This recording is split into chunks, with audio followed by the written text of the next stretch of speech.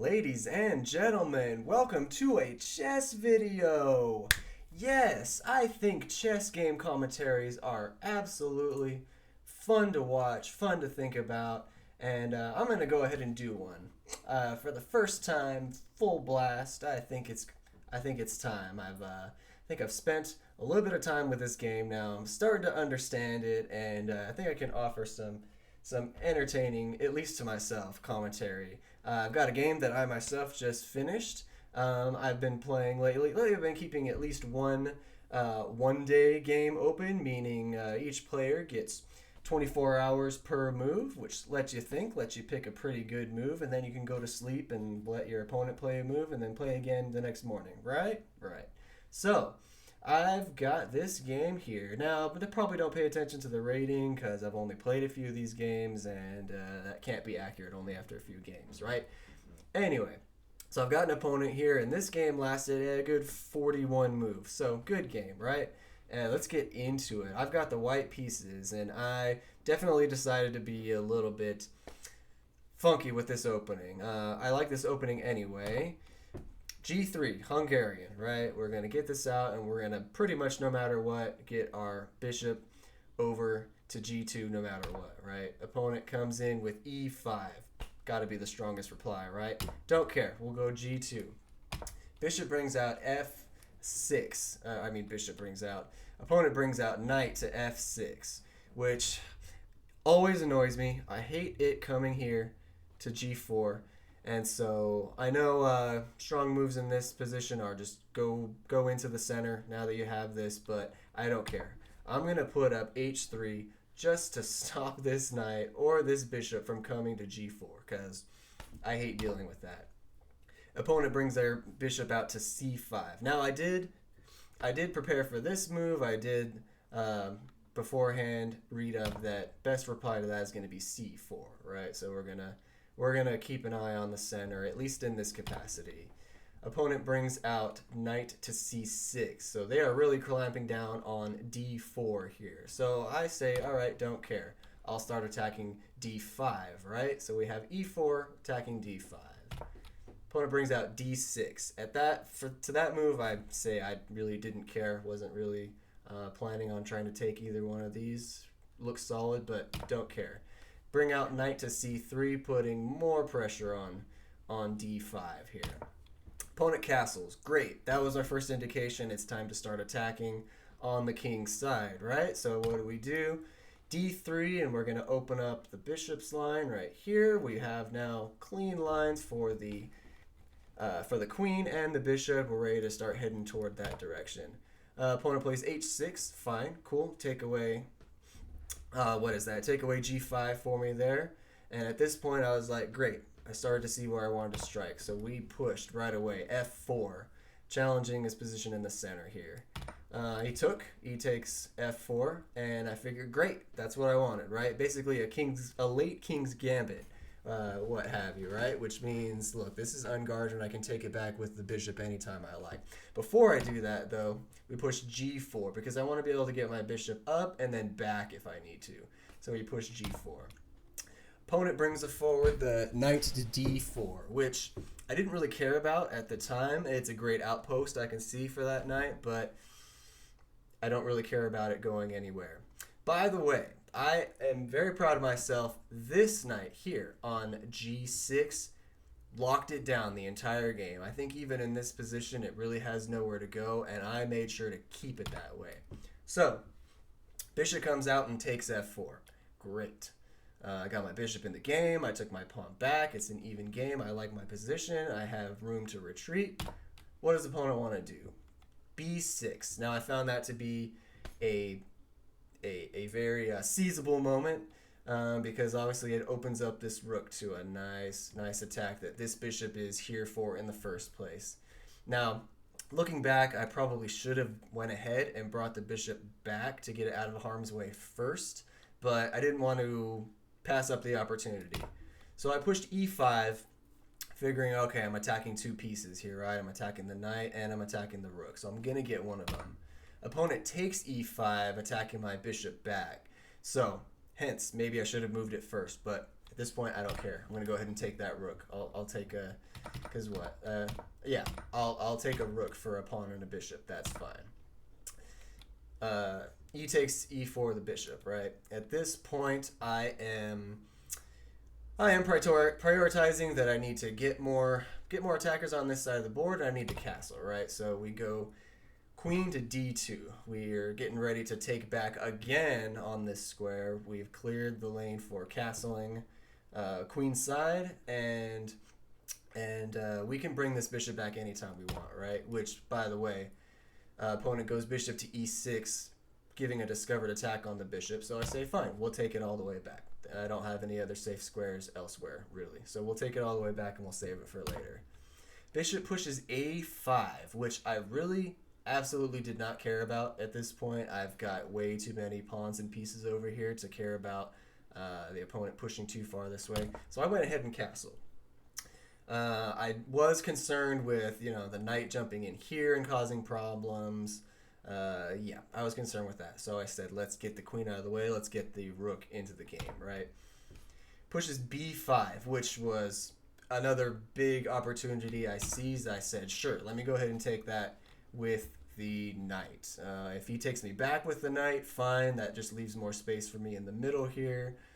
He doesn't anyway. He pushes c6, trying to attack me back, but that's obviously way too slow. So sure, I'm going to hop over to d4 and take that knight as well. Took back with the queen in this case, which definitely was not good compared to taking back with the bishop, because now it's in my territory, but I've got everything locked down, so I don't really care that it's in my territory. Bring the knight over to e2. We are now semi-forking, I guess you could say, the queen and the pawn here, so I'm looking to kick him back out and win this pawn. He would have had a safe move here for a second, but I had other things prepared for that. I probably would have brought one of the rooks over, or what have you. Anyway, pushes back, so I say, great. I'll go ahead and take this pawn then, because I'm backed up by my own queen, and you've got nothing to do.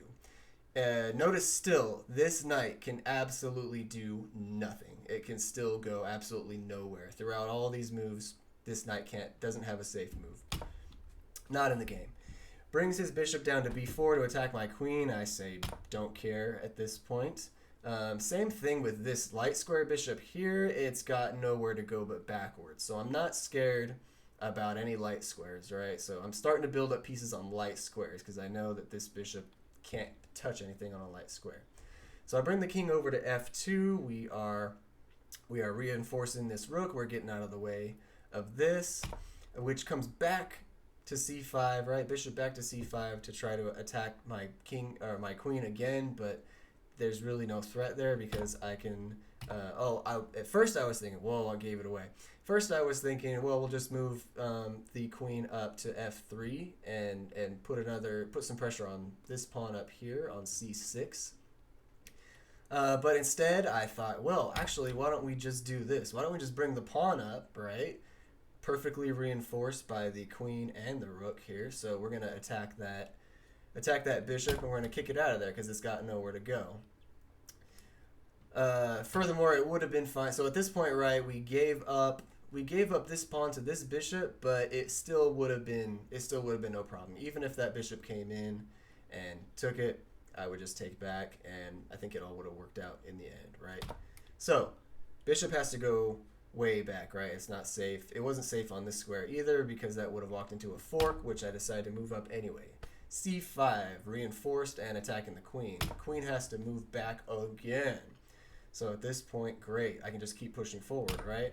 So we'll hop up, and knight will take on e6. Again, forking the queen and the rook here. So f is forced to take on e6. Starting to open up a little pocket for the king here. He's not protected very well.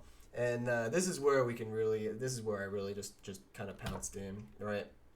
So I found this line was just fun. Probably not optimal, but still fun. So we've got g5 pressuring this knight, which still has absolutely nowhere to go except here, right? Which on h5, which does nothing.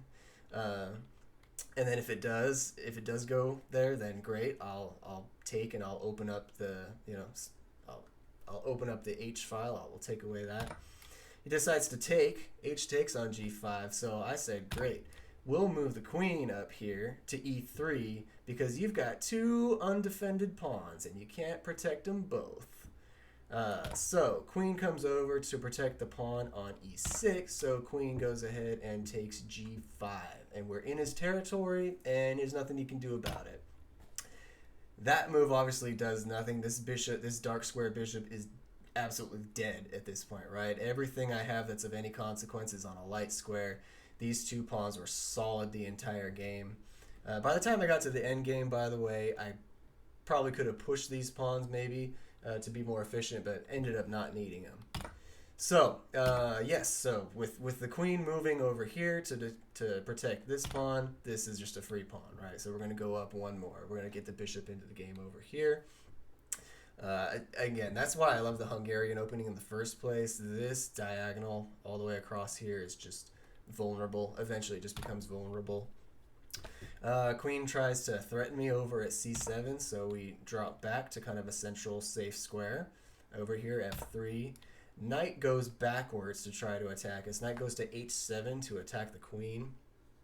So I say, fine, we'll drop back out of harm's way, and we'll keep an eye on this pawn. All right. Queen tries to come over and double up shenanigans down the f file to attack that bishop. So I say, fine, we'll bring the rook over and we'll double up the defense on the f file.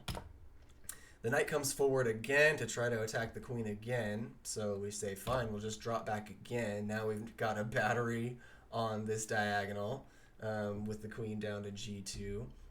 And from here, this knight doesn't have a move. The rook and the queen are completely blocked in. This bishop over here in the dark square is dead. So we can pretty much do whatever we want. Now, he tempts me and I take it here with the knight to h5. He's just begging for my bishop to take, which, fine. Bishop takes, queen trades back, which opens up the f file for me to go ahead and knock out the rook. I don't care to trade. I don't care about trading pieces because I'm up so far already. So I'll trade rooks, which opens the king up for yet another attack. We got to check with the other rook down the f file. And at this point, he had nothing to do but run away, right? King has to go to g8. Now, this was kind of a fun move that I came up with. Just putting the queen right here on b7. Not an immediate threat other than I'm going to take your bishop if you don't find something, which is going to come with check. Or, see, right, at first I was considering all the way up to a8. Threaten to take and check, and then if he decides to defend it, come down to take the pawn on a5. But he had a little too many shenanigans to go with over here, especially, this diagonal is lined up f1 and h3. Didn't want that to happen. So we kept an eye on that light square diagonal, and we're basically threatening to scoot up to c8 and deliver check, and then possibly take the bishop, right? So this was a fun move. Decided to give me a check with the queen on h6. I don't care, right? We'll just slide the king out of the way. I've still got a little hidey hole down here in the corner. King over to b1, and then, well, he has to get the bishop out of the way, right? Because I'm threatening to take it for free. So he sends the bishop to g3 to a safe square, I guess, right? At the same time, it's not a great square because if he decides to bring the king down to take, or the queen down to take the pawn on h3, it's blocked horizontally. So this is where it gets fun. So only now we will go to a8 with the queen, deliver a check. Really the only good move here, other than blocking with a piece that's going to be gobbled up, is the queen to h7. And here's where the real fun begins. We're going to come right on back, queen to e4 check. Now you either block with one of these pieces and lose it, or bring the king up and just lose on the back row. Decides to push the pawn forward to block, which fine but not fine because Well, before we get to that, I guess obviously you left the pawn on e6 completely open. So before I take that though, I decided to go ahead and give a safe check with the rook to f7. He's got to move up to try to get out of that and then attack it. I can still take the pawn with the queen on e6, correct.